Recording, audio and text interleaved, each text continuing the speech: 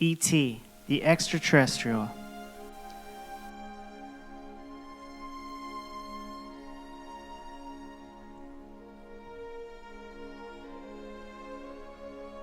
It was a week before Halloween.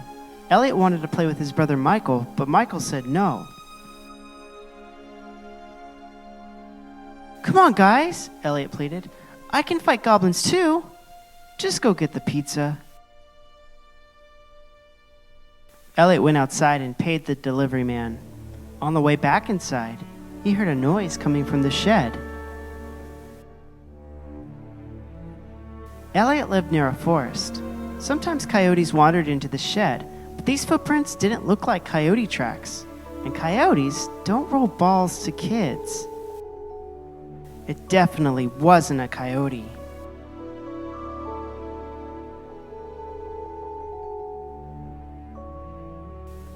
Elliot tried to tell his family, "There's a goblin in the shed, a real goblin."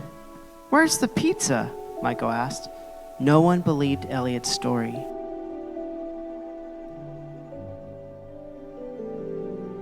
The next day, Elliot went beyond the shed and into the woods to look for the goblin.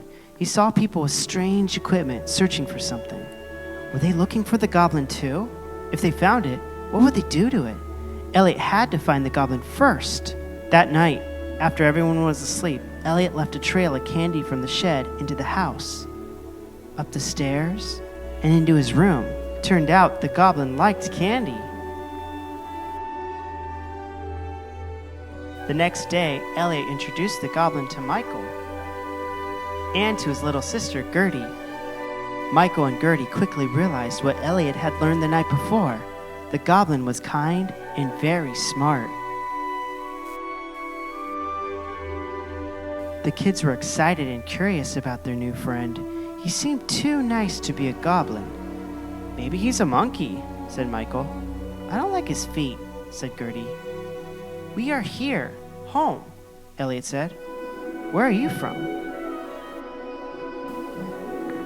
The goblin pointed up at the sky. Then he used his powers and some fruits and vegetables to create a model of a solar system. The goblin wasn't a goblin at all. He was an extraterrestrial, an alien from another planet. Elliot called him E.T. for short.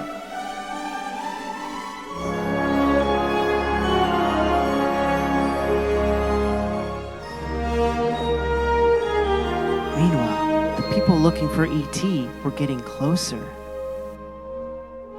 The next morning, the kids went off to school. Their mom was leaving for work, and she heard a noise coming from the closet. When she opened the door, all she saw were stuffed animals.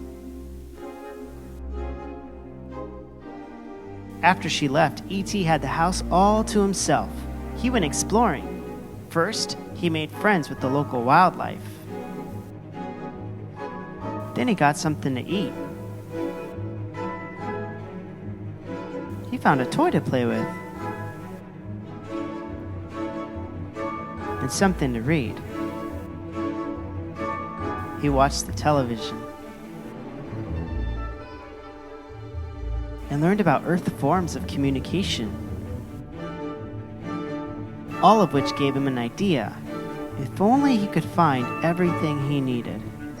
When Gertie came home, she taught E.T. the alphabet. "B is for balloon," she said.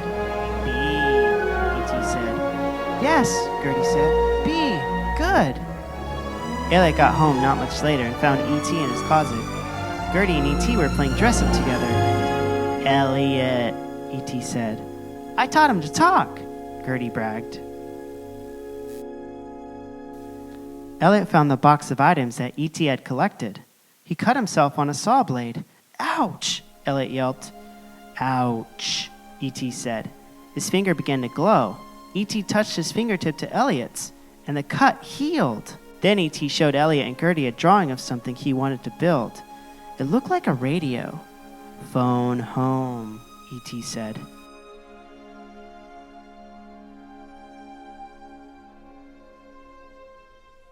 E.T. worked on his radio all night. Meanwhile, the people who were looking for E.T. were getting even closer. E.T. wanted his family to find him and take him home, but he had to hurry. E.T. wasn't meant to live on Earth. He was starting to feel sick. The next day was Halloween. It was the perfect time to get E.T. into the woods, where he could use the radio to send a clear signal home. Michael and Elliot pretended that E.T. was Gertie. Off they went into the streets in broad daylight. No one suspected a thing. Some of the costumes made E.T. think of home. Away from other trick-or-treaters, Elliot and E.T. got on Elliot's bike and headed into the woods. When the ride got too bumpy, E.T. took over. Together they rose off the ground and soared through the sky. They landed in a clearing and assembled the radio. E.T. pointed it toward the sky, and they sat down to wait. Elliot woke up cold the next morning. He and E.T. had been in the woods all night. By the time they got home, the people who were searching for E.T. were at Elliot's house. They were scientists, and they wanted to learn about E.T. They put him in a box to bring him to their lab. As Elliot was saying goodbye, E.T.'s chest started to glow. "E.T. phone home," E.T. said. "Does this mean they're coming?" asked Elliot. "Yes," said E.T. Elliot knew this was his last chance to help E.T. While the scientists were busy packing up their equipment, Elliot and Michael snuck E.T. out of the house. Michael's friends brought their bikes and they all raced to the woods. The scientists chased them.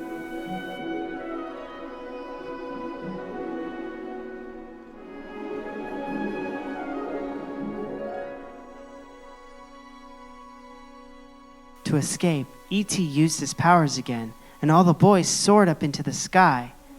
When they reached the forest, a giant spaceship was landing. Elliot was sad that his friend had to go. E.T. was sad too. The tip of E.T.'s finger lit up, and he touched Elliot's forehead.